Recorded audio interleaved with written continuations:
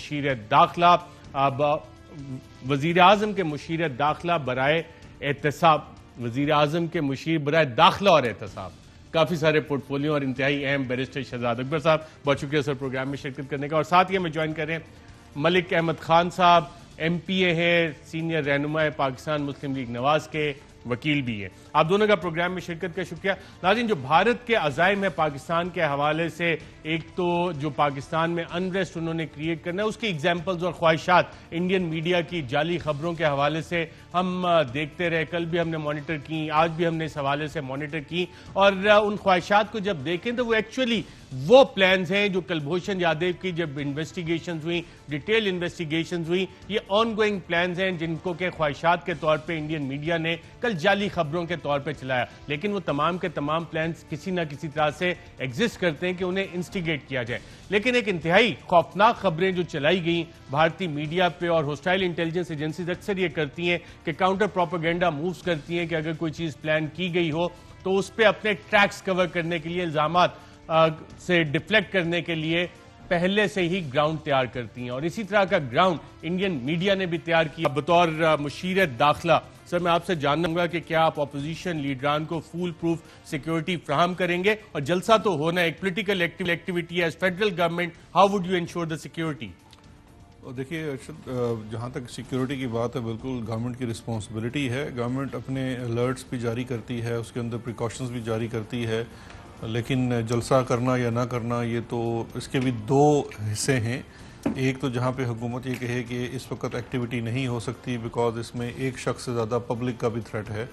दूसरा ये होता है कि इस तरह की सिचुएशन में बड़ा मुश्किल होता है। जैसे अभी जब ये गुजरांवाला का भी जलसा था तो थ्रेट्स वहाँ पे भी थे, इतने हाई लेवल के थ्रेट्स नहीं थे, थ्रेट्स थे। बहरहाल जो मरीम नवाज साहिबा हैं उनको आगाह भी किया गया और इसके साथ साथ उनको सिक्योरिटी भी दी गई थी, एलीट फोर्स भी उनके साथ लगाई गई थी।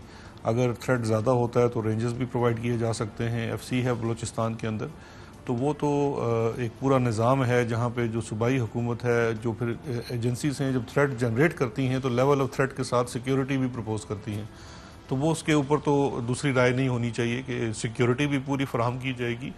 और जो डिसीजन है, पहली रिस्पॉन्सिबिलिटी तो जलसा करने वालों पे है कि वो इस थ्रेट के में करना चाहते हैं नहीं करना चाहते। लेकिन दूसरा वो जो लोकल गवर्नमेंट है वहाँ की बलूचिस्तान में जिसने जलसे की इजाज़त देनी है, ये डिसीजन तो उसका भी होना है कि करने देना है कि नहीं। लेकिन अगर ये फिर भी करते हैं तो जो भी इसमें किरदार वफाकी हुकूमत होगा, प्रोविजन ऑफ सिक्योरिटी वो दिया जाएगा। लेकिन बलूचिस्तान की दो सेंसिटिविटीज़ हैं। एक तो वो वेन्यू, बलूचिस्तान की अपनी एक सेंसिटिविटी है, दूसरी उसके ऊपर अगर कोई स्पेसिफिक थ्रेट अलर्ट होता है तो उसकी फिर एक अपनी चीज़ें हैं। तो दोनों चीज़ों को मेरे ख्याल में देखा जाएगा।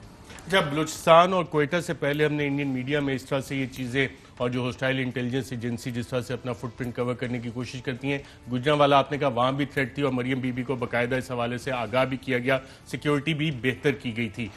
कुलभूषण यादव का पूरा नेटवर्क जो था बलूचिस्तान स्पेसिफिक टारगेट पे था। अब यहाँ पे ये ज़्यादा इतलात आ रही हैं। एक तो अच्छी चीज़ है कि बिलावल साहब ने कहा है कि वो ऑलरेडी शायद स्कर्दू चले गए, गिलगित बल्तिस्तान की कैंपेन है, और मोस्ट लाइकली उन्होंने कहा था कोशिश करेंगे अगर प्राइवेट जहाज मिल गया तो पहुंचेंगे, नहीं तो वीडियो लिंक से खिताब करेंगे। अब पीछे आपके पास दो मेन लीडर्स रह गए और कुलभूषण का नेटवर्क भी यहाँ से पकड़ा गया था। इनके साथ आप वफाकी सतह पर इंगेज करेंगे या सूबाई सतह पर इंगेज करके इनको मुकम्मल सिक्योरिटी फ्राहम करेंगे, एश्योरेंस देंगे? क्योंकि जलसा तो मेरे ख्याल से चलेगा, पोलिटिकल एक्टिविटीज़ कॉन्स्टिट्यूशन गारंटी करता है, राइट टू एसोसिएशन, वो तो सियासी जमातें करेंगी। देखिए प्राइमरीली तो इंगेजमेंट जो होती है जलसा के मुंतज़मीन से, और उसमें जो लोग शिरकत करने वाले हैं वो पहले तो उस शहर की हुकूमत होगी, डिस्ट्रिक्ट गवर्नमेंट की हुकूमत है, उसके बाद आपकी प्रोविंशियल गवर्नमेंट है। और जहाँ पे किरदार आएगा, जब इस तरह से हो रहा होता है जलसा, तो वफाक का किरदार यहाँ पे आ जाता है एडिशनल सिक्योरिटी देने का, कि अगर लेवल इतना रेज है कि पुलिस से ज़्यादा आपको पैरामिलिट्री फोर्सेस भी चाहिए